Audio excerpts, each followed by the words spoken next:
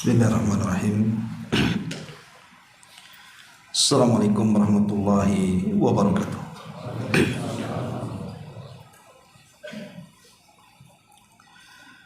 Alhamdulillah wassalatu wassalamu ala Rasulillah wa ala alihi wa sahbihi wa mawalah wa la hawla wa la quwwata illa billahi wa ba'du. Alhamdulillah, segala puja dan puji hanya milik Allah subhanahu wa ta'ala. Salawat dan juga salam kita hadiahkan kepada Rasul kita Nabi besar Muhammad sallallahu alaihi wa ala alihi wasallam. Kita lanjutkan kajian kita, masih membahas tafsir dari surah Al-Mulk, dan kita masuk pada ayat ke-6 dan seterusnya. A'udzubillahi minasyaitonir rajim. Bismillahirrahmanirrahim. Walilladzina kafaru bi rabbihim 'adzabu jahannam wa bi'sal masir. Dan orang-orang kafir kepada Rabb-nya akan memperoleh azab jahannam, dan jahannam adalah seburuk-buruk tempat kembali. Idza ulqu fiha sami'u laha syahiqan wa hiya tafur. Dan apabila mereka dilemparkan ke dalam jahannam, mereka mendengar suara neraka yang sangat mengerikan. Takadu tamayyazu minal ghairi kullama ulqiya fiha faujun sa'alahum khazanatuha alam ya'tikum nadhir. Hampir-hampir neraka itu terpecah lantaran marah setiap kali dilemparkan ke dalamnya sekumpulan orang-orang kafir. Maka penjaga-penjaga neraka itu bertanya kepada mereka, apakah belum pernah datang kepada kalian di dunia ini seorang pemberi peringatan? Qalu bala qad ja'ana nadhirun fakadzabna wa qulna ma nazzalallahu min syai'in in antum illa fi dhalalin kabir. Mereka menjawab, tentu ada. Sesungguhnya telah datang kepada kami seorang pemberi peringatan.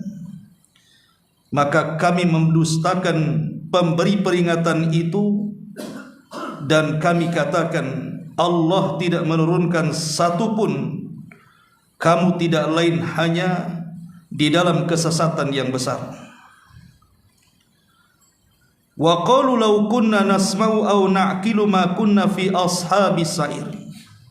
Kemudian mereka pun penduduk neraka mengatakan, sekiranya kami di dunia mendengar atau berfikir dari peringatan itu, niscaya tidaklah kami termasuk para penghuni neraka yang di dalamnya menyala-nyala. Fa'tarafu bidzambihim fasuhqan li ashabis sa'ir. Akhirnya mereka pun mengakui dosa-dosa mereka, maka kebinasaanlah bagi penghuni neraka yang menyala-nyala itu.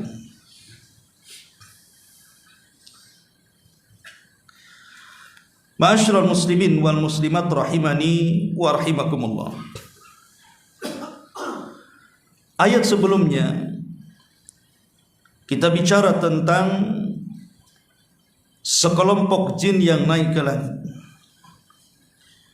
kemudian mencuri dengar dari kalam-kalam Allah subhanahu wa ta'ala lewat ucapan para malaikat, kemudian diperjualbelikan kepada para dukun. Dan mereka adalah jin-jin yang kafir. Lah jin-jin yang kafir inilah yang bekerja sama dengan manusia dalam rangka menyesatkan umat manusia. Allah ancam, walilladzina kafaru bi rabbihim adzabu jahannam wa bi'sal masir.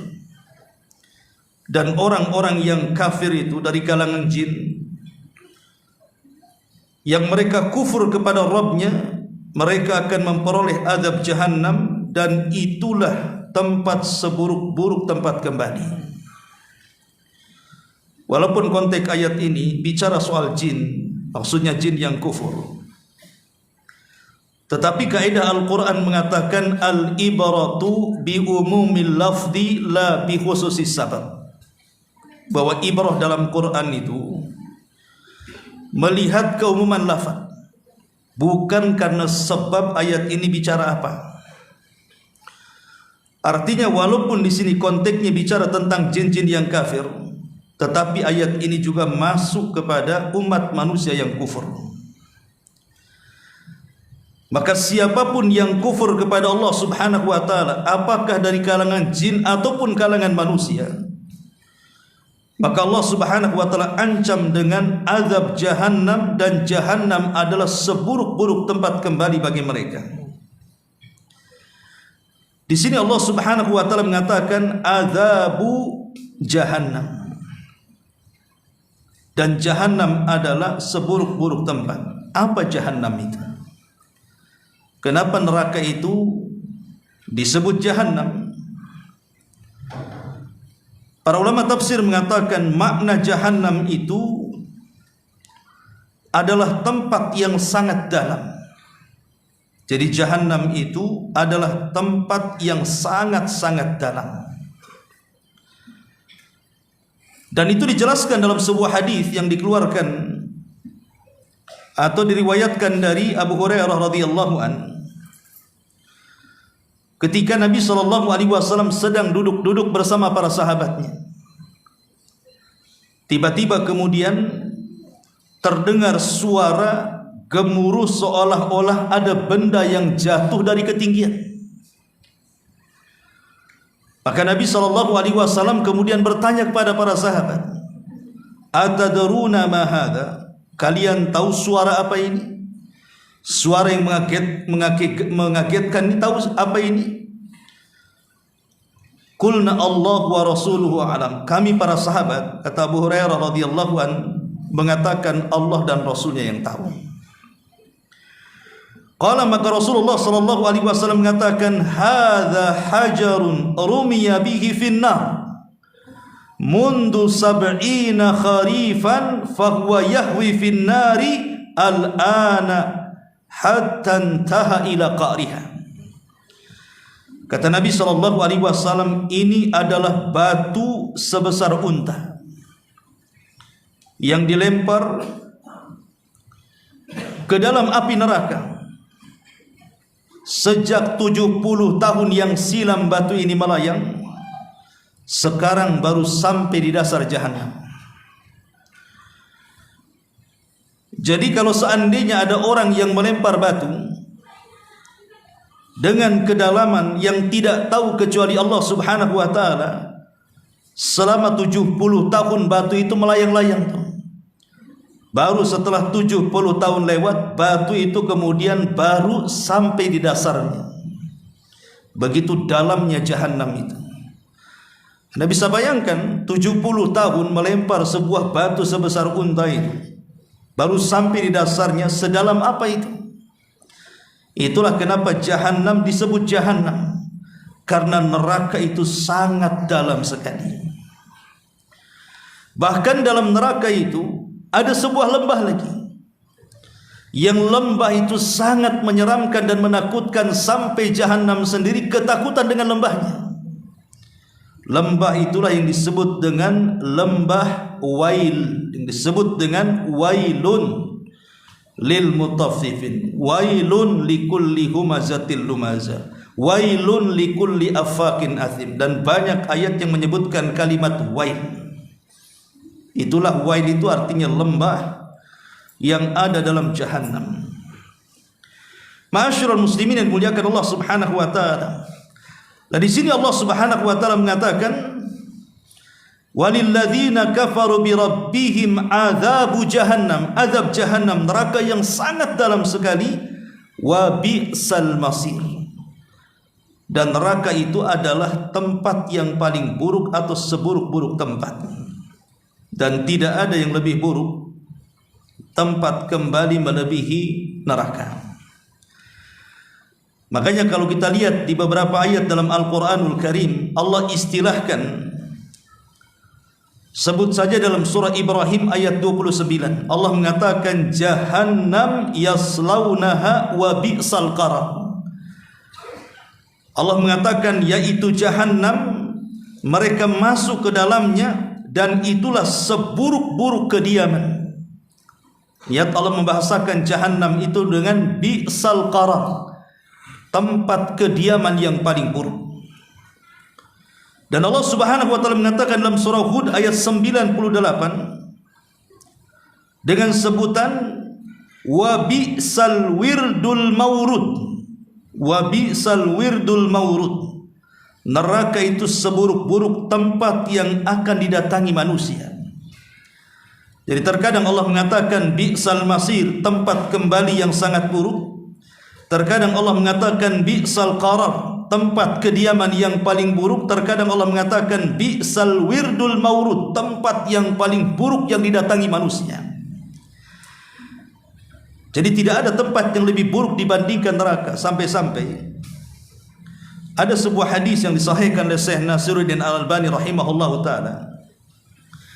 Hadis ini dari Anas bin Malik radhiyallahu anhu. Nabi SAW mengatakan yu'ta yaumal qiyamati bi an'ami ahli dunya minal kufar. Jadi akan didatangkan pada hari kiamat manusia yang paling nikmat hidupnya di dunia, tapi termasuk dia orang kafir.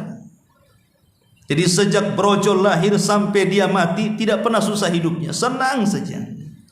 Masalahnya dia orang kafir. Kemudian orang ini didatangkan di hadapan Allah Subhanahu wa taala. Tiba-tiba kemudian Allah Subhanahu wa taala celupkan orang ini ke dalam neraka satu kali celupan.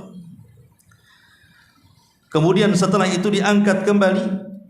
Kemudian dikatakan kepada orang ini, ya fulan hal marra bika min ni'amin qad. Wahai fulan, apakah setelah kucelupkan kau ke neraka sekali celupan masih terlintas atau masih kebayang memori-memori kelezatan hidupmu? Maka dia mengatakan, demi Allah, ma marra bi min ni'amin qad. Demi Allah, setelah aku dicelupkan ke dalam neraka seolah-olah aku tidak pernah bahagia. Ikhwan, di dunia ini kalau seandainya seseorang itu pernah belangsak hidupnya, pernah susah hidupnya, pamannya dari kecil dia susah gitu hidupnya, tidak pernah senang hidupnya. Mungkin dia anak yatim piatu, hidupnya di jalan raya, kadang-kadang di kolong-kolong jembatan, makan pun mengambil dari tong-tong sampah dan begitu seterusnya. Ketika sudah dewasa dia kaya raya. Saya kira kalau masih hidup di dunia, ketika dia menjadi kaya raya masih adalah kenangan-kenangan di masa susahnya kan. Mestilah, walaupun kaya pasti dia cerita, dulu aku juga susah. Artinya masih terkenang hidup susahnya itu. Tapi kalau seandainya orang itu dimasukkan ke dalam sorga, maka akan menghilangkan semua memori susahnya. Sama dengan orang yang hidupnya pernah senang.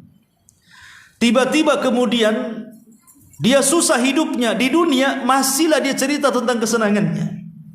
Tapi kalau dimasukkan ke neraka, hilang memori pernah senangnya itu. Karena neraka itu seburuk-buruk tempat, naudzubillah. Itulah yang Allah Subhanahu wa taala katakan wa bi'sal masir. Neraka itu adalah seburuk-buruk tempat kembali karena menghilangkan memori sesuatu yang pernah dilewatinya di dunia, bahwa dia pernah hidup sana. Lihat bagaimana kemudian Allah Subhanahu wa taala tidak mengistilahkan dengan wa bi'sal masir. Neraka itu seburuk-buruk tempat kembali. Kemudian Allah Subhanahu wa taala mengatakan, idza ulqu fiha sami'u laha syahiqan wa hiya tafur. Di sini Allah Subhanahu wa taala mengatakan idza ulqu fiha, apabila mereka dilemparkan ke dalam neraka, sami'u laha, mereka mendengar di neraka itu suara neraka yang sangat mengerikan. Sami'u laha syahiqan wa hiya tafur. Syahiq itu suara yang mengerikan, wa hiya tafur, sedang neraka itu sedang bergejolak. Artinya neraka itu sedang marah. Ya. Al-Imam Ibnu Jarir rahimahullahu taala ketika beliau memberikan kalimat atau mentafsirkan kalimat syahik, apa arti kalimat syahik di sini? Beliau mengatakan maksudnya makna syahik adalah suara yang keluar dari bagian dalam tubuh dengan sangat kuatnya seperti suara keledai. Jadi itu suara yang keluar, ibaratnya kita berteriak lah. Jadi kita berteriak sekencang-kencangnya. Umpamanya ada orang marah di hadapan kita, tiba-tiba dia berteriak sekencang-kencangnya mengeluarkan suara, itulah suara yang paling full yang dia keluarkan. Tentu kita akan kaget, ikhwan. Itu suara manusia yang dikeluarkan dalam perutnya, tiba-tiba ditumpahkan suara itu kepada kita dengan posisi membentak. Lah, neraka itu punya suara bergemuruh seperti itu.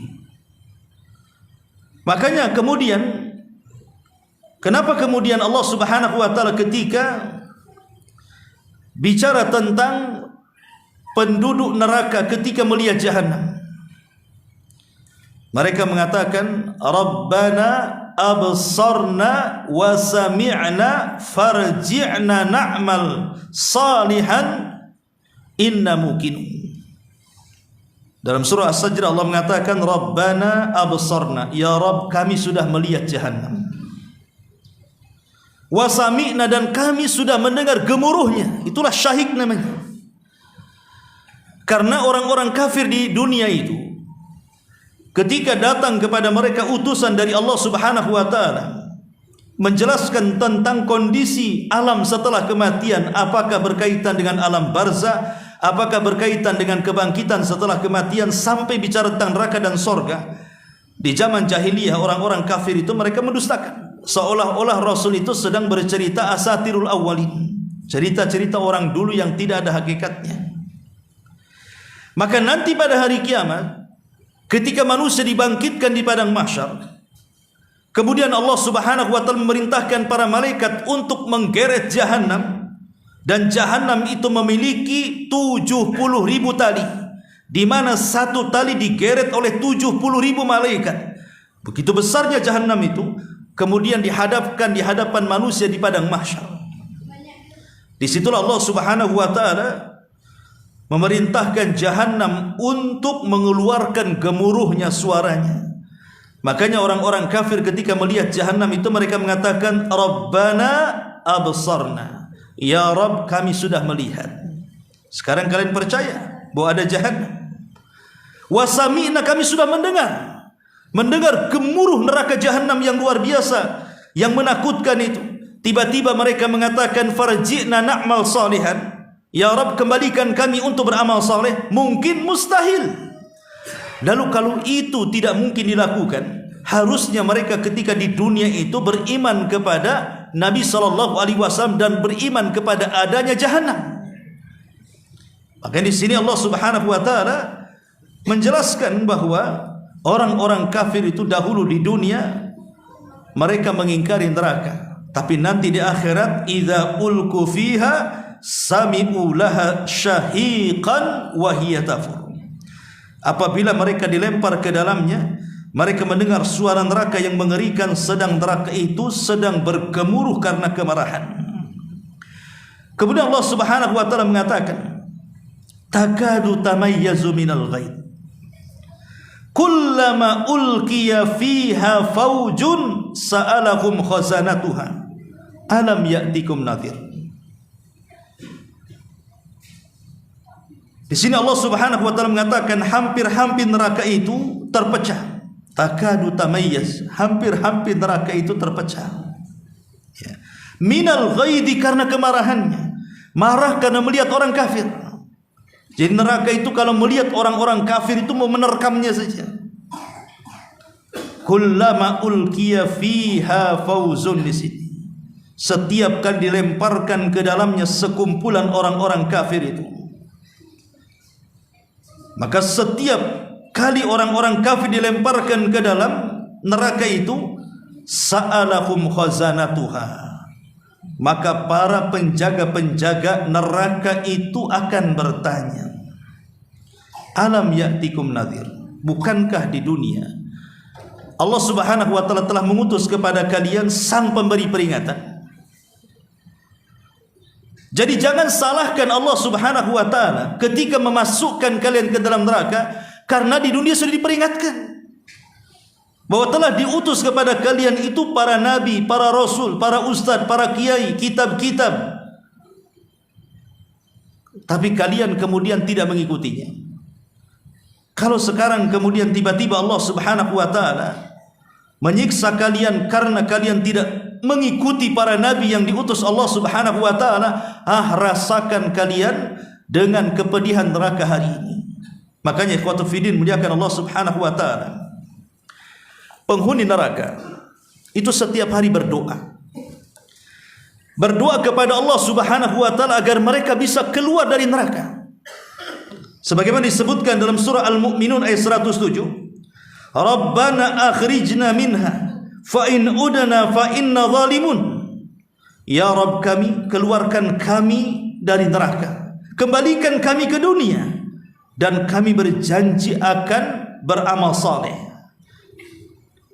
Maka jika kami kembali di dunia kepada kekafiran kami, sungguh kami termasuk orang-orang zalim. Jadi mereka terus meminta kepada Allah Subhanahu wa taala agar mereka tidak dikekalkan di neraka, dan mereka minta untuk dikembalikan ke dunia, dan mereka berjanji untuk beramal saleh. Tapi Allah Subhanahu wa taala katakan, ikhsa'u fiha wa la tukallimun. Allah mengatakan, sebaiknya kalian diam dan jangan bicara.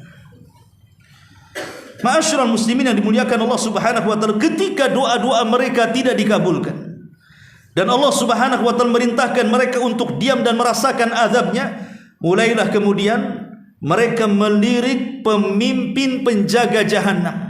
Siapa pemimpin neraka jahanam? Malaikat-malaikat. Dan itu berdasarkan nas Al-Qur'an di dalam surah Az-Zukhruf ayat 77. Wa nadau ya Malik liyaqdi alaina rabbak qala innakum makithun. Wahai Malik, biarkanlah Tuhanmu membunuh kami saja. Sudahlah, kami sudah meminta kepada Rabb kami agar kami dikeluarkan, tapi Rabb kami meminta kami untuk diam. Kalau kami seperti ini terus diazab oleh Allah Subhanahu wa taala, bunuhlah kami, matikan saja kami. Kami sudah tidak tahan hidup. Tapi malaikat Malik mengatakan, qala innakum makithun, oh tidak bisa, sungguh kalian akan tetap tinggal di neraka selamanya. Mereka pun tidak bisa melobi malaikat Malik, pemimpin penjaga jahanam. Akhirnya mulailah mereka melirik para penjaga-penjaga yang lainnya.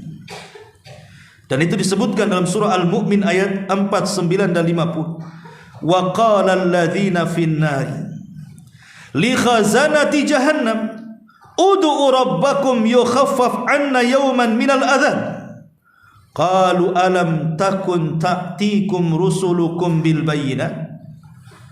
Dan orang-orang yang berada dalam neraka itu berkata kepada penjaga-penjaga jahanam, mohonkanlah kepada Rabbmu wahai penjaga-penjaga jahanam, supaya dia meringankan azab dari kami barang sehari saja. Sehari saja kami ingin istirahat, kami sudah tidak tahan ya. Tapi para penjaga jahanam mengatakan, bukankah telah datang kepada kalian rasul-rasul kalian dengan membawa keterangan di dunia? Qalu, mereka mengatakan, bala, tentu. Qalu fad'u wa ma du'aul kafirina illa fi dhalal. Benar, sudah datang.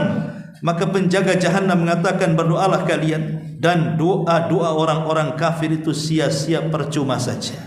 Akhirnya mereka pun harus menjerit-jerit di dalam jahanam. Mereka sudah minta kepada Allah untuk dikeluarkan, Allah tidak kabulkan. Mereka sudah minta kepada Malik agar mereka mati saja, juga tidak dikabulkan. Mereka sudah minta kepada para penjaga jahanam agar diringankan satu hari, tidak dikabulkan. Bahkan doa-doa mereka disia-siakan. maka mereka hanya bisa wahum yastarihuna fiha, hanya bisa menjerit. Jadi penduduk neraka itu hanya bisa menjerit-jerit saja. Wahum yastarihuna fiha, mereka pun menjerit-jerit di neraka. Dan Allah Subhanahu wa taala katakan, awalam nu'ammirkum ma yatadzakkaru fihi man tadzakkar. Kalian ngapain menjerit-jerit di neraka, katanya? Bukankah ketika di dunia kami berikan usia yang panjang kepada kalian? Kemanakan usia itu? Harusnya usia yang Allah Subhanahu wa taala anugerahkan kepada kita ini digunakan untuk persiapan dan pengambilan bekal setelah kematian. Tapi kalian gunakan untuk kekufuran. Fadzuqul azab. Oleh karena itulah rasakan azab Allah Subhanahu wa taala kepada kalian. Ma'asyiral muslimin yang dimuliakan Allah Subhanahu wa taala, maka sejak itulah penduduk neraka akan menangis. Dan tangisan mereka, kalau seandainya dikumpulkan air mata orang-orang yang di jahanam itu, kemudian ada kapal laut untuk dilayarkan di atas air mata mereka, maka kapal laut itu bisa berlayar. Nabi SAW mengatakan, inna ahlan nar la yabkun hatta law ujriyatis sufun fi dumu'ihim lajarat. Sesungguhnya penghuni neraka mereka benar-benar akan menangis sampai-sampai kalau sekiranya kapal-kapal dijalankan di atas air mata mereka, niscaya kapal-kapal itu mampu berjalan saking banyaknya. Bagaimana? Setiap hari, setiap detik mereka menangis. Makanya Allah Subhanahu wa taala mengatakan dalam surah At-Taubah 82 itu, faliyadhaku qalilan waliyabku katsiran jazaa'an bima kanu ya'malun. Maka hendaklah mereka tertawa sedikit di dunia dan menangis banyak di akhirat sebagai balasan dari apa yang mereka kerjakan di dunia. Itulah orang kafir. Orang kafir mereka sedikit menangis, sedikit tertawa di dunia, dan mereka akan banyak menangis. Maka kita balik, hendaklah kita di dunia harus banyak menangis. Tapi di akhirat kita tidak mungkin ditertawakan dalam neraka. Kalaupun harus tertawa, maka di surga. Makanya Nabi SAW mengatakan, seandainya kalian tahu apa yang aku tahu, la dhahiktum qalilan wa la bakaitum katsira. Kalian di dunia akan sedikit tertawa dan banyak menangis di dunia. Dan Allah Subhanahu wa taala berjanji, siapa yang matanya terus mencucurkan air mata karena takut kepada Allah, maka al-ainan la tamassuhumun nar. Ada dua mata yang tidak disentuh api neraka. Salah satunya ainun bakat min khasyatillah, mata yang meneteskan air mata karena takut kepada Allah Subhanahu wa taala. Ma'asyiral muslimin yang dimuliakan Allah Subhanahu wa taala. Maka di sini Allah Subhanahu wa taala mengingatkan manusia, ya, bukankah dulu di dunia aku telah utus kepada kalian utusan, ya. Maka mereka mengatakan, qalu bala, iya tentu. Qad ja'ana nadhirun, memang telah datang utusan itu kepada kami. Fakadzabna, tapi kami mendustakan utusan itu. Wa qulna ma nazzalallahu min syai'in, dan kami katakan Allah tidak pernah menurunkan sedikit pun kepada kami dari kitab-kitabnya. In antum illa fi dhalalim mubin, sungguh kalian kecuali berada dalam kesesatan yang besar. Baru kemudian mereka menyesal di sini. Apa penyesalan mereka? Qalu law kunna nasma. Coba kalau seandainya di dunia kami mendengar nasihat, mendengar ayat-ayat Allah dibacakan, mendengar wejangan-wejangan, mendengar peringatan-peringatan. Au na'qil, kemudian kami mencerna apa yang kami dengar itu. Ma kunna fi ashabis sa'ir, tentu kami tidak akan termasuk para penghuni neraka yang menyala-nyala dalamnya. Di sini sebagai dalil kata para ulama tentang pentingnya menuntut ilmu. Karena ilmu itu salah satu alat untuk mendapatkannya ada dengan cara mendengar dan dengan cara berakal. Antum dengarin pengajian ini kan mendengar namanya. Saya ngomongkan antum dengar nih. Kemudian setelah antum dengar, antum resapi ucapan ustaz. Karena yang diucapkan adalah firman Allah dan sabda Rasul. Disitulah kemudian tumbuh pengetahuan, dari pengetahuan tumbuh rasa takut, dari rasa takut tumbuh pengamalan. Karena ilmu inilah yang bisa menyelamatkan kita dari neraka dan bisa memudahkan masuk ke dalam sorga. Bukankah Rasul yang mengatakan, man salaka tariqan yaltamisu fihi ilma sahalallahu bihi tariqan ilal jannah. Barang siapa yang berjalan meniti sebuah jalan yang dimana di situ ada pengetahuan ilmu agama, maka Allah akan mudahkan jalan itu menuju sorga. Tetapi sebaliknya, kalau kita tidak mau berjalan menuntut ilmu, berarti Allah mudahkan jalannya ke neraka. Na'udzubillah. Kemudian Allah mengatakan, fa'tarafu bidzambihim fasuhqa li ashabis sa'ir. Mereka pun mulai mengakui dosa-dosa mereka. Maka kebinasaanlah bagi penghuni neraka yang menyala-nyala. Artinya penyesalan di akhirat itu tidak ada guna. Ketika penduduk kubur mengatakan, Rabbi laula akhartani ila ajalin qarib fa asaddaqa wa akum minas salihin. Ya Rabb, kalau engkau hidupkan kami sesaat saja ke dunia, kami akan bersedekah dan kami akan bergabung bersama orang-orang saleh. Mustahil? Mungkin. Mungkin mustahil. Ya. Mustahil orang mati itu kan hidup lagi. Berarti dia menginginkan sesuatu yang mustahil. Kalau seandainya orang yang masih hidup di dunia, kuburan kan di dunia karena belum kiamat, itu saja mustahil orang mati dihidupkan. Macam mana kalau seandainya dunia ini sudah dikiamatkan? Allah sudah ganti bumi yang kita pijak dengan bumi yang baru. Allah sudah ganti langit yang kita lihat dengan langit yang baru. Tiba-tiba kemudian mereka mengatakan, Rabbirji'uni la'alli amala salihan. Ya Allah, kembalikan aku ke dunia biar aku beramal saleh. Dunia saja sudah tidak ada. Macam mana dia akan dikembalikan ke dunia kemudian berjanji akan beramal saleh? Makanya Allah Subhanahu wa taala mengatakan, kalla innaha kalimatun huwa qailuha. Itu hanya angan-angan dia saja ngomong begitu. Karena kalau orang sudah mati, apalagi kelak sudah kiamat dibangkitkan, tidak mungkin mereka kembali. Maksudnya tidak mungkin kembali ke dunia. Dan sekiranya orang-orang kafir ini, kalaulah seandainya lah Allah Subhanahu wa taala takdirkan, anggap saja sesuatu yang mustahil jadi mungkin.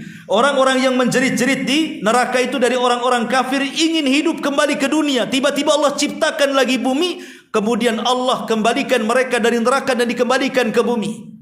Anggap seperti itu. Pertanyaannya, apa mereka kemudian betul-betul akan melaksanakan janji mereka di neraka? Belum tentu. Bisa saja setelah kemudian Allah Subhanahu wa taala keluarkan mereka dari neraka, kemudian dibalikan ke bumi, mereka tidak bertobat dan mengulangi lagi kekafirannya. Dan itu Allah Subhanahu wa taala katakan dalam Al-Qur'an, "Lau ruddu la'adu limanuhu anhu." Seandainya mereka orang-orang kafir itu dikembalikan dari neraka ke bumi, maka mereka akan mengulangi lagi kekafirannya. Makanya dari sini sebuah jawaban, kalau ada orang bertanya, apakah Allah itu adil atau tidak? Masa orang kafir yang hidupnya 30 tahun, 40 tahun kemudian meninggal dunia, tiba-tiba dimasukkan ke neraka, tiba-tiba dikekalkan di dalamnya? Harusnya kalau dia memang kufurnya 30 tahun, ya 30 tahun di neraka lah. Atau kufurnya 40 tahun, ya 40 tahun di neraka. Kenapa 30 tahun? Anggaplah bamai 20 tahun dia hidup kemudian mati kafir, tiba-tiba selamanya di neraka. Mana keadilannya di sini? Maka kita jawab, itulah Allah Subhanahu wa taala berkehendak. Karena Allah itu tahu kenapa orang kafir harus dikekalkan dalam neraka, sebab kalau mereka dikembalikan ke dunia juga tetap kafir lagi. Lalu apa gunanya mereka masuk surga? Samalah logikanya begini, ikhwan. Ada anak muda, dia ingin tobat ketika sampai di usia 40 tahun. Kapan lu tobat? Mabuk aja kau. Dia mengatakan nanti kalau sudah umrah, Ustaz. Tiba-tiba umrah betul. Habis umrah mabuk lagi dia. Kemudian ada orang tua tidak pernah salat. Kapan labu salat? Nunggu haji Pak Ustaz. Habis haji tak juga salat. Artinya kan namanya janji itu belum tentu ditepati kan. Itu di dunia tuh. Di dunia ditanya kapan mau tobat, tunggulah usia 50 tahun, sudah 50 tahun masih juga berbuat dosa. Terkadang janji kita ini di dunia saja susah untuk ditepati. Makanya penduduk neraka ketika mereka berjanji untuk dikembalikan ke dunia dan akan bertobat, itu pun belum tentu ditepati itu. Itu kan logikanya seperti itu. Makanya ini jawaban kenapa Allah Subhanahu wa taala mengekalkan orang kafir di neraka walaupun mereka di usia 20 tahun meninggal dunia. Di sini logikanya.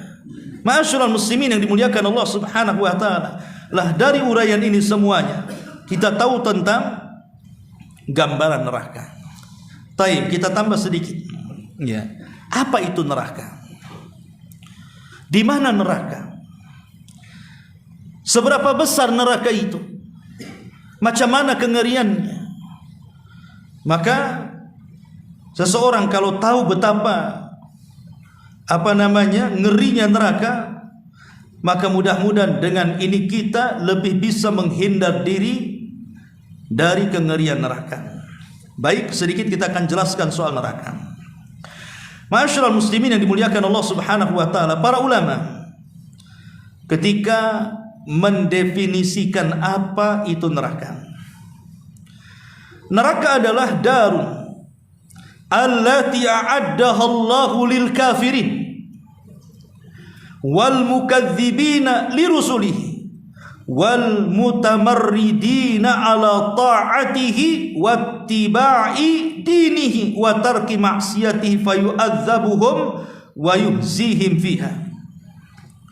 Neraka adalah sebuah tempat yang Allah Subhanahu wa taala siapkan bagi orang-orang kafir atau bagi para pendusta terhadap utusan-utusan Allah ataupun orang-orang yang membangkang tentang ketaatan kepada Allah Subhanahu wa taala untuk mengikuti agamanya dan untuk meninggalkan kemaksiatan kepadanya. Mereka enggan untuk itu. Makanya mereka akan diazab di dalamnya dan mereka akan dihinakan Allah di dalamnya. Intinya neraka adalah tempat orang kafir, tempat para pendusta, dan bisa saja tempat orang-orang ahli tauhid yang bermaksiat kepada Allah Subhanahu wa taala. Kalau Allah mau, Allah masukkan dulu ke neraka. Tapi kalau Allah mau, ya Allah tidak akan masukkan ke neraka. Jadi orang-orang yang beriman atau orang Islam yang melakukan dosa itu kembali kepada tahta masyiatillah, kembali kepada kehendak Allah Subhanahu wa taala. Ma'asyiral muslimin yang dimuliakan Allah Subhanahu wa taala, mana besar neraka apa surga? Mana besar? Neraka lebih besar ataukah surga lebih besar? Kalau kita melihat dari jumlah penduduk dan jumlah postur penduduk neraka dibandingkan penduduk surga, maka kita bisa bayangkan bahwa neraka itu jauh lebih besar dibandingkan surga. Adapun secara jumlah, maka disebutkan dalam hadis Nabi SAW menyebutkan bahwa jumlah penduduk neraka dengan penduduk surga itu 1 banding 1999. Jadi kalau seandainya ada 2000, ya, maka ambil 1 masukkan ke surga, kemudian yang 1999 masukkan ke neraka. Jadi 1 banding 1999. Berarti secara jumlah orang-orang neraka lebih banyak dibandingkan penduduk surga. Mana hadisnya? Hadisnya ketika Allah Subhanahu wa taala mengatakan kepada Adam alaihi salatu wassalam dan mengatakan, ya Adam, akhrij bi'tsan nar. Wahai Adam, keluarkan dari turunanmu yang akan masuk ke dalam neraka. Adam heran, apakah ada dari keturunanku yang akan masuk neraka wahai Rabb? Maka Allah mengatakan, min kulli alfin tis'umi'atin wa tis'ati wa tis'una fin nari wa wahidun fil jannah. 1999 dari umatmu masukkan ke neraka dan 1 masukkan ke dalam surga. Dari sini kita tahu bandingannya, 1 penduduk surga dibandingkan penduduk neraka itu 1 berbanding 1999. Ini dari jumlah, ya.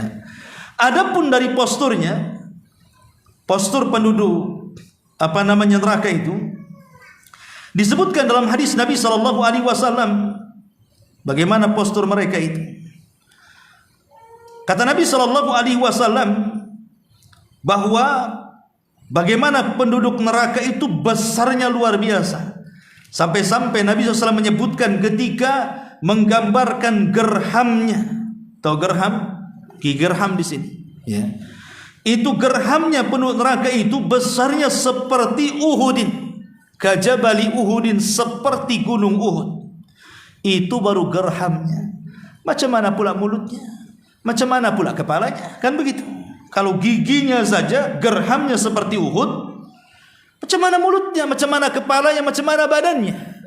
Artinya penduduk neraka itu besar badannya. Ini berdasarkan hadis Nabi SAW. Ya, betapa besarnya itu gambaran bagaimana jasad ataupun fisik-fisik penduduk neraka itu. Maka kita bisa simpulkan dari bentuk fisiknya, dari banyak jumlahnya, bahwa jelas-jelas neraka itu jauh lebih besar, lebih luas dibandingkan surga. Bahkan dalam ayat ketika Allah Subhanahu wa taala mengatakan kepada jahanam itu, apakah masih penuh?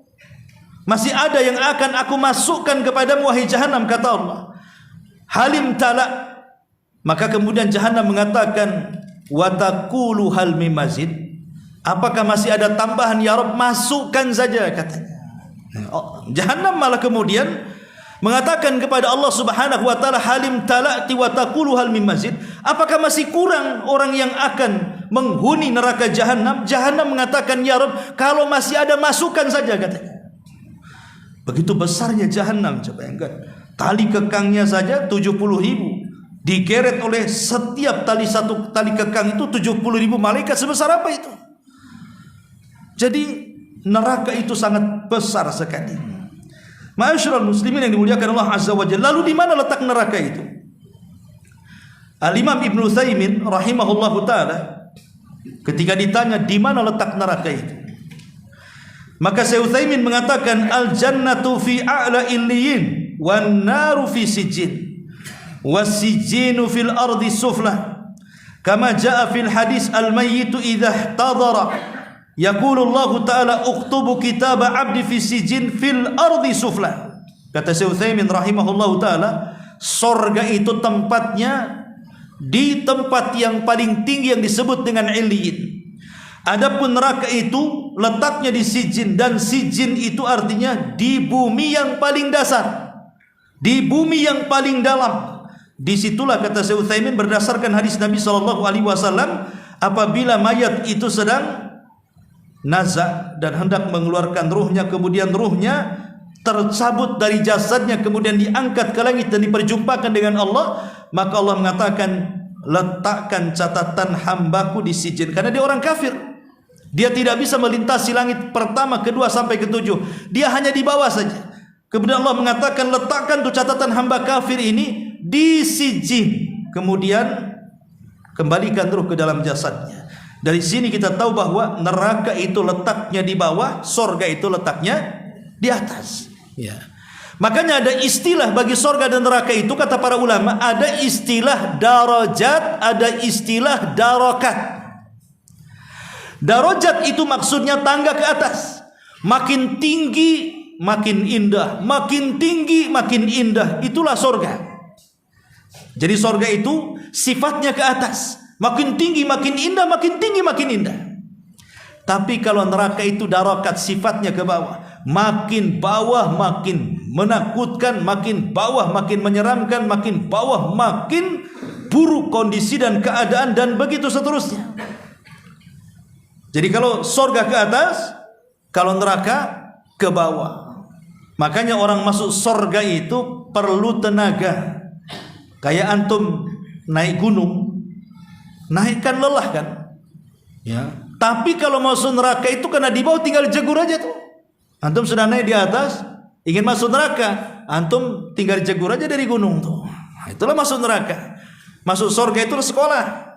Masuk neraka tidak perlu sekolah. Antum kalau mau mabuk tidak perlu S1. Ya. Karena masuk neraka itu lebih mudah dibandingkan masuk ke dalam surga. Dan perlu diketahui bahwa neraka ini tidak identik dengan panas. Neraka ini tidak identik dengan panas. Karena neraka itu ada yang sifatnya panas, ada yang sifatnya dingin. Adapun panasnya api neraka disebutkan dalam hadis Nabi SAW, narukum hadhihi allati yuqidu banu Adam juz'u wahidin min sab'ina juz'an min nari jahannam. Api ini yang kalian gunakan untuk menyalakan api di dunia itu hanya satu bagian dari 70 bagian panasnya api jahannam. Bayangkan api yang kita lihat di dunia, yang kita gunakan untuk masak, yang kita gunakan untuk bakar-bakar dan begitu seterusnya, itu panasnya baru satu bagian dari 70 bagian api jahannam. Padahal yang satu bagian ini kalau digunakan untuk mengadab manusia satu dunia itu cukup. Siapa yang bisa menghadapi api coba?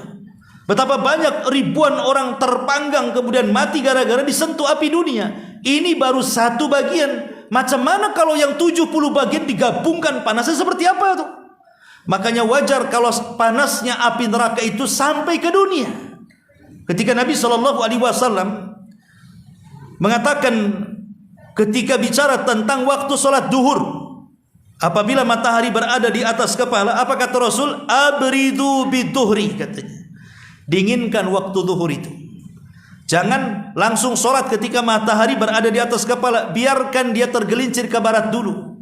Kenapa? Fa inna faihi zuhri min faihi jahannam. Karena panasnya waktu zuhur itu bagian dari panasnya jahannam. Coba kan, saking panasnya jahannam itu sampai ke bumi. Tapi di sana juga tidak mesti panas. Terkadang api jahannam itu dingin, yang disebut dengan zamharir. Di mana Nabi SAW mengatakan ishtakatin nar ila rabbiha. Neraka mengadu kepada Rabbnya. Ingat, neraka itu bisa bicara. Dan neraka itu ada lehernya. Neraka itu akan mengeluarkan leher kemudian bicara. Kemudian neraka akan mengatakan, ya Rabb, ya Rabb, akala ba'di ba'dha. Kami saling memakan. Jadi ada neraka yang rasanya panas sekali, ada neraka yang rasanya dingin sekali. Kami saling memakan ya Rabb, antara satu dengan yang lainnya. Fa'adhina laha nafasaini, nafasun fis syita wa nafasun fis saifi.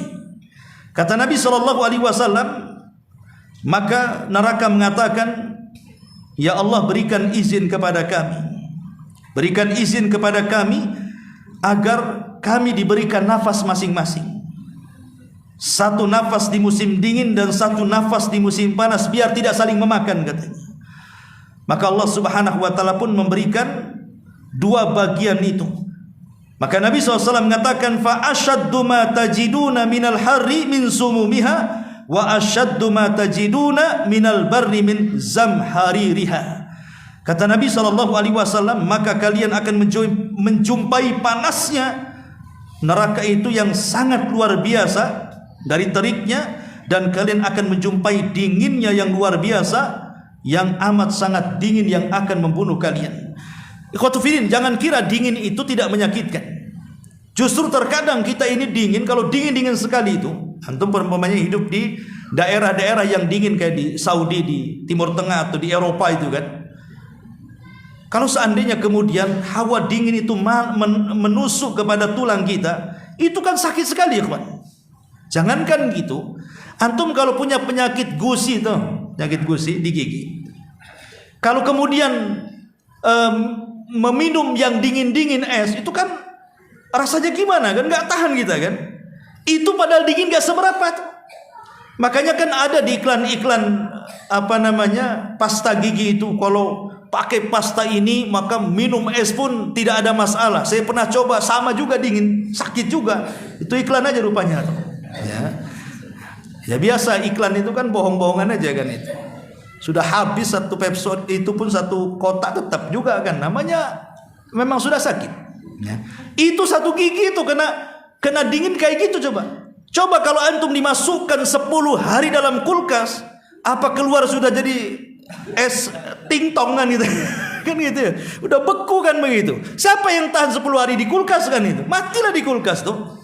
Bagaimana orang dimasukkan ke neraka seperti itu? Jadi neraka itu tidak mesti identik dengan panas. Ada juga yang dingin. Justru dinginnya itu menyakitkan sekali. Itulah ketika Allah Subhanahu wa taala membuat azab yang luar biasa. Makanya penduduk neraka itu semuanya imma diazab dengan rasa dingin yang bersangatan, imma diazab dengan rasa panas yang bersangatan. Makanya wajah-wajah penduduk neraka itu tidak ada yang bagus, semuanya gosong. Allah mengatakan wujuhu yawma idzin 'alaiha ghabarah tarhaquha qatara ulaika humul kafaratul fajarah. Dan banyak muka-muka pada hari itu tertutup debu dan ditutup lagi oleh kegelapan. Jadi wajah-wajah mereka gelap, wajah-wajah mereka gosong. Yauma tabyaddu wujuh wa taswaddu wujuh. Pada hari itu ada wajah yang putih bersih, itulah wajahnya penuh surga. Tapi ada juga wajah-wajah yang hitam kelam, itulah wajahnya penduduk neraka. Jadi wajah penduduk neraka itu semuanya menyeramkan, tidak ada yang baik. Beda dengan wajah-wajah penduduk surga. Wujuhu yawma idzin nadhira ila rabbiha nadhira. Ada wajah-wajah yang kelihatannya senang, ada wajah-wajah kelihatannya bahagia. Karena di dunia saja tampang orang senang dengan tampang orang susah itu nampak, iman. Dari mana? Dari wajahnya. Nampak sial, siul, senyum, senyum. Wah, ini lagi dapat duit kan itu. Yang satunya merengut kan itu. Tak ada senyum, stres, mengkerut. Ini banyak utang nih kan. Di dunia saja kita bisa melihat kan dari wajah itu. Oh, ini wajah orang senang. Lah begitu juga di akhirat. Wajah penduduk sorga dengan wajah penduduk neraka itu bisa dibedakan. Ya. Makanya kenapa kemudian wajar karena neraka itu isinya azab dan azab saja. Makanannya saja laisa lahum ta'amun illa min dhari' la yusmin wa la yughni min ju'. Mereka tidak memperoleh makanan selain dari pohon yang berduri, yang tidak menggemukkan, tidak pula menghilangkan lapar. Di dunia itu makanan minimalnya hilang lapar lah, walaupun tak enak. Ya, kalau banyak minimalnya bisa gemuk. Ini enggak gemuk, tidak menghilangkan lapar pula tidak. Ini makanan apa sebenarnya? Bahkan Allah mengatakan inna syajarataz zakum ta'amul athim. Sesungguhnya pohon zakum itu akarnya di dasar jahanam, ya. Kemudian dahannya kemudian menjulang sampai ke permukaan jahanam. Disitulah ada buah-buah berduri. Kalau seandainya dimakan, Allah mengatakan kal muhli yaghli fil butun kaghalil hamim. Apabila buah zakum itu dimakan, maka seperti kotoran yang mendidih dalam perut, seperti mendidihnya air yang sangat panas. Artinya bisa merusak isi perut. Bahkan belum sampai di perut, sudah sampai di tenggorokan, sudah tidak bisa masuk lagi karena berduri dia. Dan tersiksanya orang-orang yang memakan buah zakum itu. Bahkan Nabi SAW mengistilahkan lau anna qitratan minaz zakum qatarat fi dari dunya la afsadat ala ahli dunya ma'aishahum. Sekiranya satu tetes dari zakum menetes ke dunia, niscaya akan menghancurkan kehidupan penduduk dunia. Lalu bagaimana dengan orang-orang yang memakannya? Jadi satu tetes zakum saja kalau diletakkan di dunia, hancur kehidupan manusia itu. Akan merusak seluruh makanan satu dunia, akan merusak seluruh minuman satu dunia, akan menghancurkan kehidupan satu dunia. Macam mana orang yang memakannya? Itu makanannya. Kalau minuman jangan tanya, ya. Semua minuman itu panas, mendidih dan bisa merusak segalanya. Wallahu a'lam bishawab. Mudah-mudahan ada manfaatnya. Subhanallah bihamdika asyhadu an la ilaha illa anta astaghfiruka. Baik Allahu. Bihamdillah wassalatu wassalamu ala Rasulillah wa ala alihi wa sahbihi wa mawalah wa la hawla wa la quwata illa billahi wa ba'du. Alhamdulillah, segala puja dan puji hanya milik Allah Subhanahu wa ta'ala. Salawat dan juga salam kita hadiahkan kepada Rasul kita Nabi besar Muhammad sallallahu alaihi wa ala alihi wasallam. Ma'asyiral muslimat yang dimuliakan Allah Subhanahu wa taala. Alhamdulillah, di pagi menjelang siang ini kita bisa berkumpul di Masjid Nidaul 'Ilmi, Kapling, Beliung, Dan pembahasan di pagi menjelang siang ini ada sebuah hadis yang dikeluarkan oleh Imam Muslim dalam sahihnya. Hadis ini dari sahabat Jabir radhiyallahu anhu. Nabi sallallahu alaihi wasallam bersabda, "Inna iblisa yada'u arsyahu 'alal ma' thumma yab'atsu sarayahu fa'adnahum minhu manzilatan a'zamuhum fitnatan yaji'u ahaduhum fayaqulu fa'altu kadha wa kadha fayaqul ma sana'ta syai'a qala thumma yaji'u ahaduhum fayaqulu ma taraktuhu hatta farraqtu bainahu wa baina imra'atihi qala fayudnihi minhu wa yaqul ni'ma anta."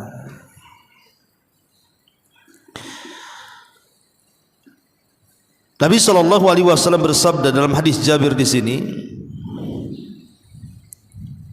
sesungguhnya iblis telah meletakkan singgasananya di atas lautan. Dari singgasana itulah dia mengutus para pasukannya. Setan yang paling dekat kedudukannya adalah yang paling besar fitnah dan godaannya. Di antara mereka ada yang melapor, "Saya telah melakukan godaan ini dan godaan itu." Maka iblis berkata, "Kamu belum melakukan apapun." Maka datanglah setan yang lain yang melaporkan, "Saya telah menggoda seseorang sehingga ketika saya meninggalkannya dia telah berpisah dengan istrinya alias menceraikannya." Mendengar hal itu maka kemudian iblis pun bangga dan bahagia. Kemudian iblis mengajaknya untuk duduk di dekatnya dan berkata, "Sebaik-baik setan adalah kamu." Hadis ini dikeluarkan oleh Imam Muslim dalam sahihnya. Perhatikan hadis ini, Bu. Hadis ini adalah hadis yang sangat bahaya sekali, yang menjelaskan kepada kita tentang peran iblis dalam menggoda Bani Adam. Di sini Nabi SAW mengatakan, "Inna iblisa yadau arsyahu 'alal ma'." Sesungguhnya iblis itu meletakkan singgasananya di atas lautan. Kenapa dia memilih lautan untuk membuat singgasananya? Karena iblis itu ingin menyerupai Allah Subhanahu wa taala. Dalam hadis Abdullah bin Mas'ud radhiyallahu an, ketika menjelaskan tentang jarak antara satu langit ke langit berikutnya, maka dijelaskan bahwa satu langit ke langit berikutnya itu perjalanan 500 amin, 500 tahun perjalanan. Begitu juga dari langit ke langit berikutnya sampai ke langit ketujuh, termasuk dari langit ketujuh ke kursi juga kurang lebih 500 tahun perjalanan. Kemudian di atas kursi ada lautan, dan di atas lautan ada arsy, dan Allah di atas arsy. Lah ketika arsyur Rahman, arsy Allah Subhanahu wa taala berada di atas lautan, makanya iblis ingin menyerupakan dirinya dengan Allah Subhanahu wa taala, maka dia membuat singgasananya di atas lautan.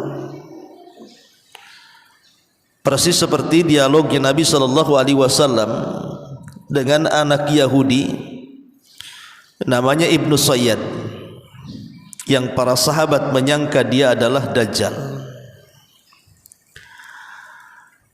Nah, salah satu dialog Nabi SAW dengan Ibnu Sayyad itu, ketika Ibnu Sayyad menyebutkan kalimat wa kana arsyuhu alal ma, sesungguhnya singgasananya di atas lautan, disyaratkan kepada Dajjal, maksudnya kepada iblis.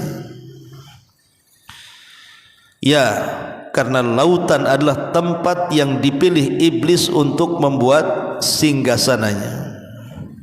Makanya hati-hati orang yang berlayar, karena lautan adalah tempat yang diambil oleh iblis dan bala tentaranya sebagai tempat tinggal mereka, bahkan sebagai markas mereka. Kemudian Nabi SAW mengatakan thumma yab'atsu saraya,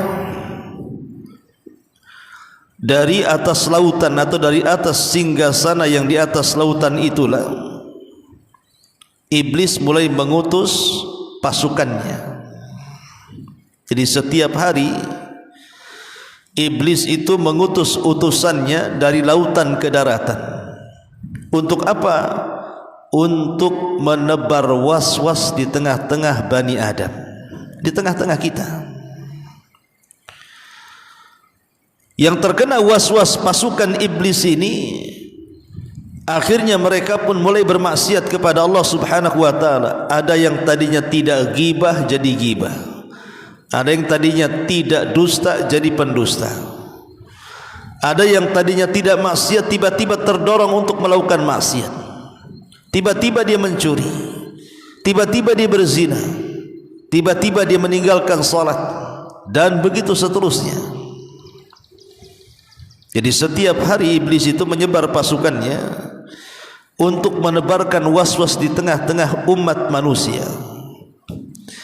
Kemudian Nabi SAW mengatakan fa'adnahum minhum manzilatan a'dhamuhum fitnatan, maka setan yang paling dekat kedudukannya dengan iblis adalah yang paling besar godaannya. Jadi nanti setelah setan ini mengutus pasukannya, iblis ini mengutus pasukannya, dalam satu hari itu mereka berhasil menggoda fulan dan alan, maka mereka akan pulang dalam satu hari itu melaporkan apa yang mereka telah lakukan. Maka dari sekian setan itu, ada setan-setan yang oleh iblis didekatkan kepada dirinya.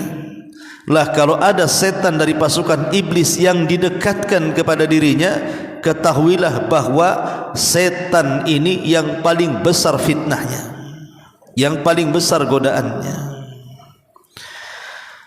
Kemudian Nabi SAW menjelaskan, yaji'u ahaduhum fayaqulu fa'altu kadza wa kadza. Lalu di antara mereka yang sudah bertugas itu menghadap kepada iblis, kemudian melaporkan bahwa dia telah melakukan ini dan itu. Aku sudah melakukan ini dan itu. Aku sudah menggoda si anu tuh. Dulu rajin solat, sekarang sudah tidak solat lagi. Aku sudah goda si anu. Dulu dia suka sedekah, sekarang sudah tidak sedekah lagi. Aku sudah goda si anu. Dulu pendiam, sekarang tukang gibah tuh. Aku goda si anu tuh. Dulunya dia tertutup auratnya, sekarang sudah tidak menggunakan lagi pakaian yang menutup auratnya. Disebutkan satu-satu untuk keberhasilannya. Tapi iblis tidak takjub dengan laporan itu, kan itu sudah biasa hari-hari. Makanya kemudian iblis mengatakan ma fa'alta syai'an, hakikatnya kalian belum melakukan apa-apa. Itu sudah biasa itu. Yang seperti itu sudah biasa. Yang tadinya dermawan jadi bakhil, yang tadinya menutup aurat jadi membuka aurat, yang tadinya tidak suka ghibah jadi suka ghibah. Itu sudah biasa itu. Tiba-tiba kemudian ada salah seorang pasukan iblis menghadap iblis dan mengatakan ma taraktuhu hatta farraqtu bainahu wa baina imratihi. Maka satu pasukan iblis ini mengatakan kepada iblis, saya melapor wahai Tuhan. Kata iblis, ya, apa laporan? Dia mengatakan, aku sudah berhasil menggoda dua Bani Adam yang sudah menikah, dan tidaklah aku meninggalkan mereka kecuali keduanya telah berpisah, telah bercerai, di mana suaminya sudah menceraikan istrinya, sudah menceraikan, mentalak istrinya. Maka tiba-tiba kemudian iblis bangkit dari singgasananya, kemudian mendekati setan itu, kemudian mengatakan, ni'ma anta, sebaik-baik setan dari seluruh setan adalah kamu, karena sudah berhasil menghancurkan rumah tangga, berakhir dengan perceraian. Dari hadis ini ulama mengatakan ta'dimu amril firaq wa talaq wa kathir dhararihi wa fitnatihi, tentang agungnya atau besarnya perkara perceraian ataupun perpisahan, dan akan mengakibatkan banyaknya madarat yang akan ditimpakan kepada keluarga yang bercerai. Ma'asyiral muslimat yang dimuliakan Allah Subhanahu wa taala, makanya saya sarankan Bu ya, ini nasihat saja, jangan menolong iblis untuk melancarkan tugasnya menceraikan orang. Contoh maunya Bu ya, ada teman ibu datang kepada ibu, kemudian mengeluhkan keluarganya. Ya, namanya besti, ya didengar aja kan begitu ya. Lah ibu di posisi sebagai pendengar, kalau bisa jangan komentar Bu, jangan memihak besti ibu ataupun suaminya, karena ibu kan baru satu telinga tuh masalahnya, tidak melihat mendengar dari suaminya. Jangan mentang-mentang karena kawan dekatnya akhirnya udahlah cari aja lah, nanti kita cari katanya. Lah kalimat seperti ini sama dengan meloloskan iblis dalam tugasnya. Kalau ibu justru menganjurkan atau mengompori atau memanas-manasi orang bercerai, itu sama saja ibu jadi kaki tangan iblis tuh. Tapi sebaiknya Bu, kalau ada orang yang minta nasihat apakah harus bercerai dengan suami saya, sebaiknya jangan bercerai, apapun kasusnya. Jadi tetap pendapat ibu jangan bercerai, soal nanti dia bercerai itu urusan dia. Tapi kita kemudian tidak menjadi kaki tangan iblis, karena kalau orang sudah bercerai Bu, itu madaratnya banyak, baik kepada si suami, baik kepada si istri, baik kepada keluarga suami, baik kepada keluarga istri, baik kepada teman-teman suami, baik kepada teman-teman istrinya, ataupun yang lebih daripada itu kepada anak-anaknya. Akibat bercerai Bu, lihat akibat perceraian kan, banyak anak-anak yang terlantar. Akhirnya si ibunya kawin lagi, dapatlah dia ayah tiri. Kemudian si ayah ini kawin lagi, dapat pula ibu tiri. Ayah tiri dan ibu tiri rupanya tidak mencintai si anak tadi. Apa yang terjadi? Akhirnya terlantar anak ini kan. Makanya datang iblis dan mengatakan, sudah nak, kau sudah tidak diakui bapakmu, sudah tidak diakui ibumu, sudah jadi anak angkatku sajalah katanya. Nah, akhirnya jadi anak angkat iblis pula tuh. Dan biasanya kalau orang sudah menikah kemudian bercerai, akhirnya banyak terjadi masalah kan Bu. Seorang suami bercerai akhirnya stres berzinah, naudzubillah. Kemudian si istri juga begitu sama. Jadi akan merusak tuh, rusak ibadahnya, rusak muamalahnya, macam-macam rusak tuh. Pokoknya perceraian itu pasti akan merusak segalanya. Ya, maksudnya yang saya maksudkan di sini bukan perceraian yang dibolehkan. Ya, tidak semua perceraian itu terlarang, tidak ada perceraian yang dibolehkan. Bahkan jadi solusi juga cerai itu terkadang bagi orang yang suami istri berumah tangga kemudian bercekcok, terkadang cerai itu solusi daripada agama. Tapi yang dimaksud cerai di sini artinya cerai yang kemudian memadaratkan, membawa madarat besar bagi keluarga dan anak-anak. Cerai yang tidak ada sebabnya. Makanya kenapa kemudian Nabi SAW mengatakan siapapun wanitanya yang meminta cerai kepada suaminya tanpa ada sebab, maka wanita itu terlaknat dan terlaknat. Siapapun wanitanya, tiba-tiba dia menghulu suaminya tanpa sebab, maka wanita itu terlaknat, kata Nabi. Karena perkara perceraian ini bukan perkara mudah, karena ikatan yang paling kuat dalam Islam ini adalah ikatan pernikahan. Itulah disebut dengan mitsaqun ghalid namanya.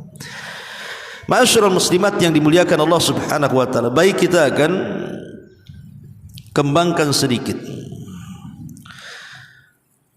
Ma'asyiral muslimat yang dimuliakan Allah Subhanahu wa taala, tentu dalam kehidupan berumah tangga, saya, ibu atau siapapun lah, menginginkan keluarga itu seperti firman Allah Subhanahu wa taala, wa ja'ala bainakum mawaddata wa rahmah. Ingin mendapatkan 3 perkara kan Bu? Ingin mendapatkan ketenangan, ingin mendapatkan kecintaan, dan ingin mendapatkan kasih sayang. Saya kira seluruh rumah tangga kaum muslimin menginginkan 3 perkara ini. Rumah tangganya ingin tenang, rumah tangganya dibangun di atas kecintaan, dan rumah tangganya dibangun di atas kasih sayang. Sebab kalau 3 perkara ini ada dalam rumah tangga, insya Allah rumah tangga ini penuh dengan kebahagiaan. Tapi masalahnya Bu, tidak semua rumah tangga itu sesuai dengan keinginan kan Bu. Ada saja rintangan di tengah jalan itu, sehingga banyak kemudian rumah tangga tidak sesuai dengan cita-cita dan keinginan, kandas pula di tengah jalan dengan cara tadi adanya perceraian tadi. Maka ada beberapa perkara Bu, penyebab kenapa rumah tangga ini hilang sakinahnya, hilang mawaddahnya, hilang rahmatnya, ditambah-tambah memang pasukan iblis itu datang kemudian ikut mengacaukannya. Apa penyebabnya? Dan apa pula solusinya? Ma'asyiral muslimat yang dimuliakan Allah Subhanahu wa taala, pertama Bu, kalau ibu sedang bermasalah dengan suami, atau boleh jadi suami sedang bermasalah dengan istri, terjadi pertengkaran lah. Ya, namanya keluarga itu mestilah tidak mungkin lurus-lurus terus, pasti satu hari akan terjadi pertengkaran, entah masalahnya kecil atau besar. Pertama Bu, jangan terfikir untuk bercerai dulu. Jangan terpikir untuk bercerai. Cari dulu solusi. Karena terpikir untuk bercerai itu tidak mendatangkan islah dalam keluarga. Berarti orang ini memang tidak mau baikan, tidak mau melanjutkan rumah tangga kan. Tapi kalau seandainya pertengkarannya itu maksudnya supaya dia ingin kembali baik, ingin kembali islah menjadi suami istri yang bahagia, maka hilangkan cara berfikir itu bahwa saya harus berpisah dengan dia. Jauh-jauhkan watak seperti ini.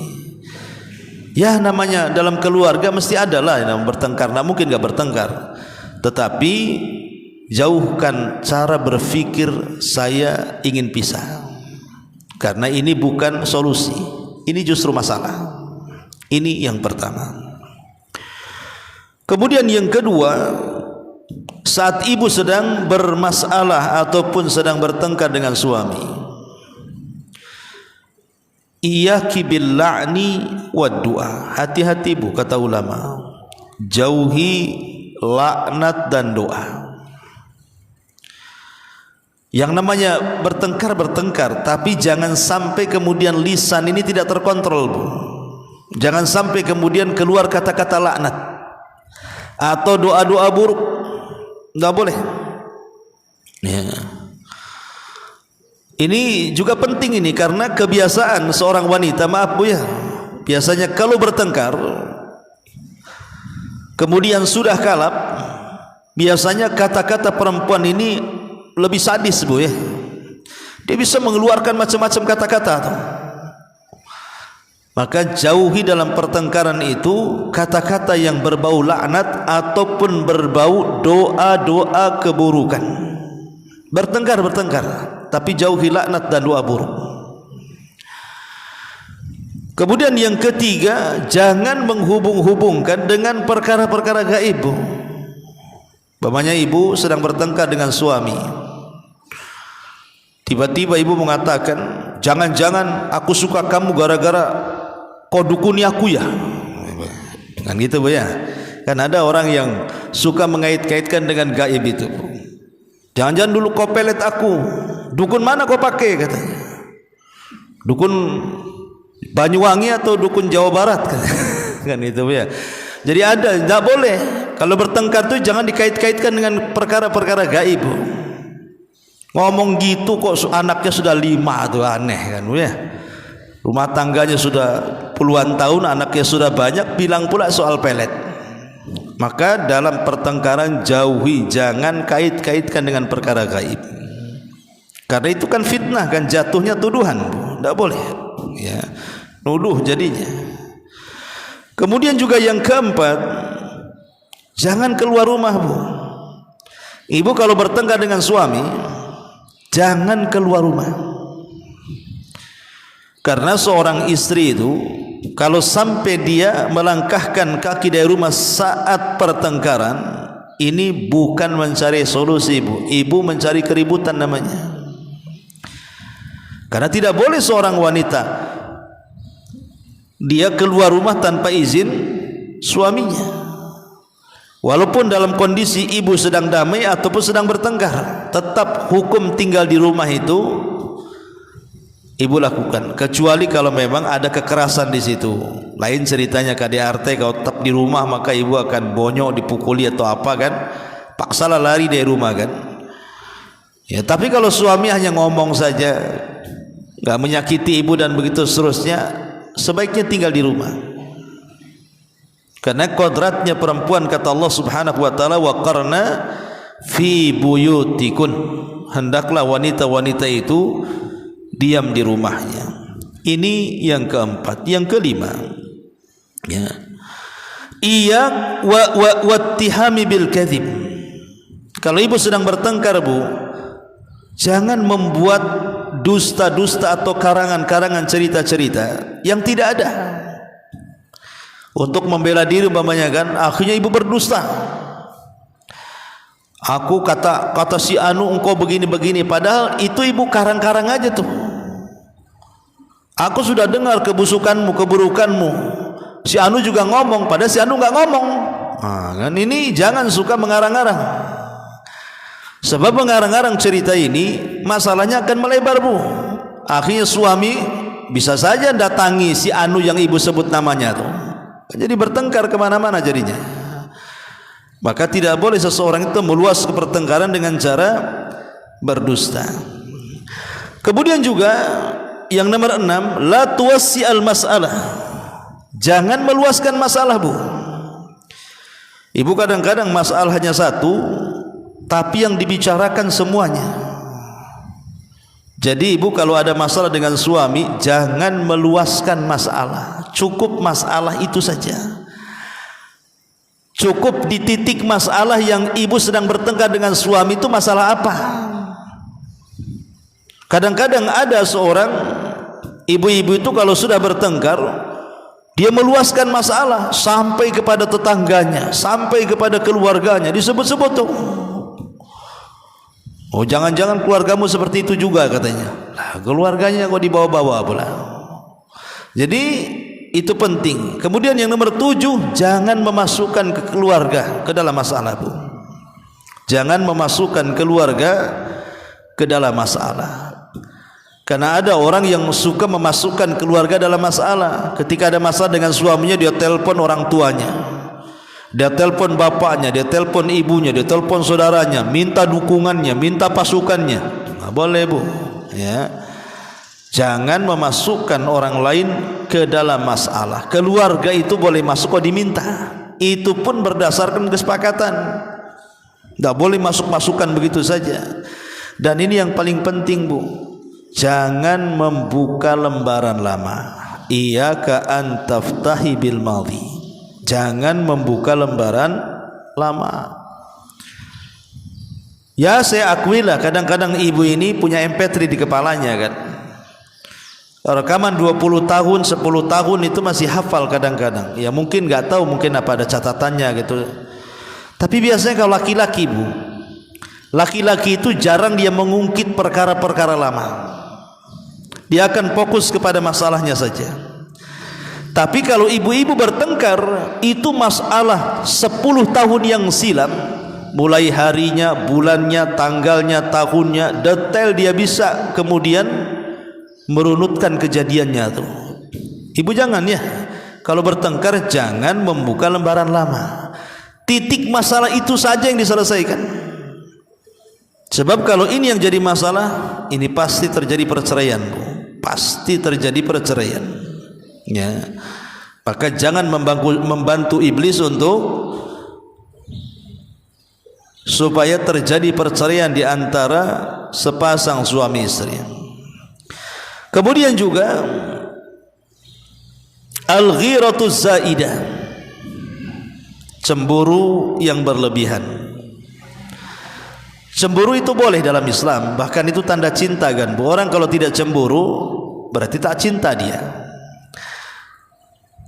Justru cemburu itulah yang merekatkan hubungan suami istri. Tapi ada cemburu-cemburu itu yang melampaui batas, sehingga terkadang tugas malaikat raqib dan atid itu ibu pula yang pegang.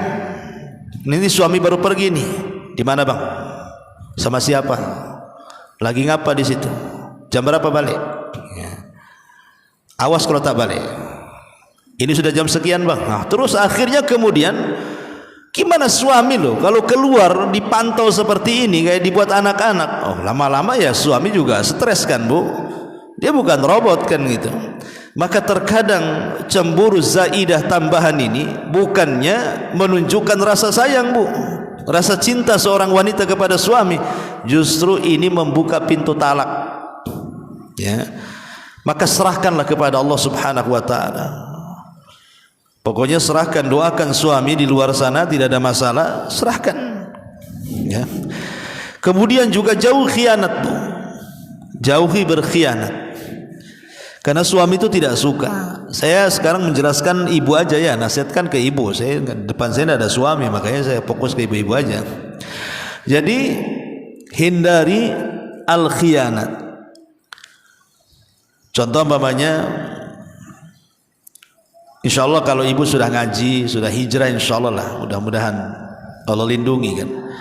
Tapi kalau di luar sana, Bu, orang-orang awam itu yang mereka sudah punya suami tapi berdandannya itu di luar kayak tidak punya suami, akhirnya menggoda laki-laki lain, menggoda tetangga, menggoda teman-temannya yang lama dan begitu seterusnya, akhirnya jatuh kepada pengkhianatan. Seorang suami ketika melihat istrinya berkhianat dengan seorang istri ketika melihat suaminya berkhianat itu berbeda, Bu. Kalau seorang istri biasanya melihat suaminya selingkuh, biasanya ya boleh jadi mungkin hilang cintanya, hilang sayangnya, tapi dia akan berusaha mempertahankan rumah tangganya, apalagi kalau si istri itu cinta dengan suaminya. Tapi kalau suami melihat istrinya selingkuh, Bu, itu beda, pasti dia akan menceraikannya. Makanya hindari khianat dalam rumah tangga itu. Kemudian juga adamul ihtimam bil madhar. Juga di antara sebab kenapa hilangnya sakinah, mawaddah, warahmah, kemudian juga munculnya percekcokan, pertengkaran sampai kepada tingkat perceraian, itu karena ibu tidak ada ihtimam. Ihtimam itu maksudnya tidak ada ya semangat ya dalam madhar. Madhar itu sesuatu yang tampak dari ya pakaian ibu, penampilan ibu, wajah ibu di hadapan suami. Seolah kalau ibu sudah menikah dengan suami itu tidak mungkin cerai 100 tahun kan itu. Enggak begitu, Bu. Jadi di antara sebab hilangnya juga perasaan sakinah mawaddah warahmah itu ketika ibu tidak jaga penampilan. Ya penampilan itu bisa saja dari fisiknya dijaga, dirawat gitu ya. Atau mungkin dari akhlak, atau mungkin dari lisan, ucapan, ya. Maka robahlah. Jadi kalau bisa setiap hari itu ada perubahan gitu ya. Walaupun mamanya sudah lama menikah, karena itu penting madhar dalam keluarga itu. Betapa banyak suami yang benci dengan istrinya gara-gara ucapannya yang kasar. Ada juga gara-gara penampilannya yang kurang menarik. Ada juga yang akhlaknya kurang beradab, dan begitu seterusnya kan, Bu. Madhar itu penting dalam keluarga. Maka perhatikan. Termasuk juga hindari al-kadzib. Dusta. Dusta itu maksudnya dusta yang fahish, dusta yang menjadikan seorang suami akhirnya bertengkar dengan orang lain. Sering saya contohkan umpamanya begini. Ibu curhat sama suami, "Bang, itu tetangga sebelah itu kayaknya kurang ajar sama saya, Bang." "Kenapa, Dek?" "Saya setiap lewat di depan rumah dia itu dia pandangi aku aja," katanya. Padahal nih tetangga ini tidak pernah mandangi dia. Tapi memang ibu hendak mencari konflik dengan tetangga kan. Ya suami apa enggak cemburu, bisa bertengkar tuh. Boleh jadi mungkin sekali-kali dia mandang, entah mandang ke arah mana, terpandanglah ibu kan begitu. Bukan berarti kemudian dia pandang terus dan begitu. Ya kalau jelas-jelas memang dia memandang terus, perhatikan terus, membidik terus, bolehlah kita laporkan kan. Tapi kalau selama bertetangga hanya 2 kali dia pandang, boleh jadi mungkin dia memandang baju ibu yang tidak serasi dengan kulit kan nggak tahu juga. Ibu hitam, kemudian pakaian putih, hitam putih kan ini. Tengokinlah sama tetangga tuh. Jadi kalau seandainya kemudian berdusta dengan sampai tingkat dustanya itu mengakibatkan pertengkaran, nah ini bahaya, Bu. Ya. Termasuk al-ihanah, jangan sampai merendahkan suami. Bertengkar tapi jangan merendahkan suami di hadapan anak-anak. Jangan sampai merendahkan suami di hadapan keluarga. Termasuk kasratul intiqadi wasyaqwa. Ulama mengatakan banyak mengkritik dan banyak mengeluh. Jangan suka banyak mengkritik dan banyak mengeluh. Itu suami tidak suka yang seperti itu. Termasuk al-kasul wal bakhil. Malas, bakhil, at-tasallut, mau menang sendiri. Itu yang hal-hal yang seperti ini, Bu. Ini pemicu hilangnya sakinah, mawaddah dan rahmah. Intinya jangan sampai kemudian perkara-perkara ini menjadikan iblis ini berhasil untuk mencerai-beraikan rumah tangga kaum muslimin yang target utamanya adalah orang yang berkeluarga.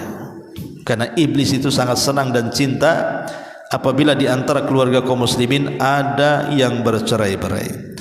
Wallahu a'lam. Ini di antara keterangan hadis dari Jabir radhiyallahu anhu yang dikeluarkan oleh Imam Muslim dalam sahihnya. Sebelum saya tutup, silahkan Bu kalau ada yang mau bertanya. Ya. Tanya pertama, seorang berhutang dengan saya, dia bayarnya cicil 2 kali, pada cicilan 1 dan cicilan pertama, dan yang kedua dia melebihkan uang cicilan dari kesepakatan. Saya sudah menolak karena takut itu riba, tapi sudah pinjam mengatakan kalau kelebihan uang itu untuk anak saya. Bagaimana Ustaz uang kelebihan tersebut? Apakah harus kami kembalikan atau gimana? Ya, alhamdulillah. Membayar hutang itu sebuah kewajiban. karena termasuk jazaul ihsan ilal ihsan.